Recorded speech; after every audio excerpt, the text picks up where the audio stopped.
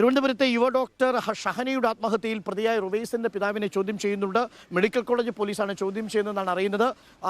എന്ത് കൂടുതൽ വിവരങ്ങളാണ് ഇനി എടുക്കുന്നത്? നേരത്തെ റുവൈസ് ഇപ്പോൾ ജാമ്യാപേക്ഷയിൽ പറഞ്ഞിരിക്കുന്നത് വന്ദനാദാസിന്റെ മരണത്തിൽ പ്രതിഷേധിച്ചുകൊണ്ട് താൻ നടത്തിയ പ്രസംഗത്തിൽ പ്രകോപിതരായിട്ടാണ് കേസെടുത്തിരിക്കുന്നത് എന്നാണ്.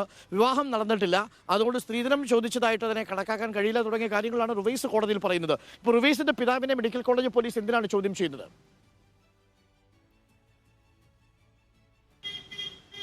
അരുൺ, അല്പസമയം മുമ്പാണ് റുവൈസിന്റെ പിതാവിനെ മെഡിക്കൽ കോളേജ് പോലീസ് സ്റ്റേഷനിലേക്ക് വിളിച്ചു വരുത്തിയിട്ടുള്ള അദ്ദേഹത്തിന്റെ ചോദ്യം ചെയ്യൽ ഇപ്പോൾ പുരോഗമിക്കുകയാണ്.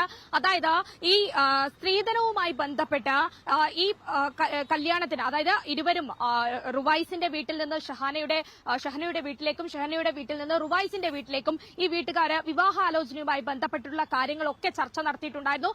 അങ്ങോട്ടും ഇങ്ങോട്ടും പോയിട്ടുണ്ടായിരുന്നു. പക്ഷേ ഇതൊക്കെ നടന്നതിന് ശേഷം റുവൈസിന്റെ പിതാവാണ് റുവൈസിനെ ഈ സ്ത്രീധനം, അതായത് ലഭിച്ചില്ലെങ്കിൽ കല്യാണത്തിൽ നിന്ന് പിന്മാറണം എന്നതടക്കമുള്ള നിർബന്ധം ചെലുത്തിയതെന്നാണ് പോലീസിന്റെ കണ്ടെത്തൽ.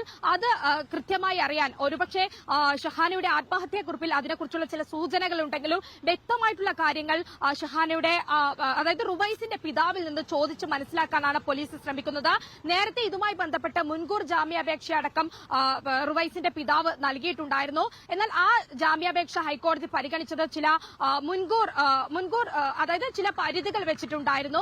ആ പരിധികളിലൊന്ന് സ്റ്റേഷനിൽ എപ്പോൾ വേണമെങ്കിലും സ്റ്റേഷനിലെ ഉദ്യോഗസ്ഥൻ, ഈ കേസിന്റെ അന്വേഷണ ഉദ്യോഗസ്ഥൻ വിളിപ്പിച്ചാൽ ഹാജരാകണമെന്നും ചോദ്യം ചെയ്യലിന് വിധേയനാകണമെന്നുമാണ്. അതിലുപരി ആ പറഞ്ഞതിനനുസരിച്ചാണ് നിലവിൽ ഈ ചോദ്യം ചെയ്യലിന് വിളിപ്പിച്ച ഉടൻ തന്നെ റുവൈസിന്റെ പിതാവ് ഹാജരായിട്ടുള്ളത്.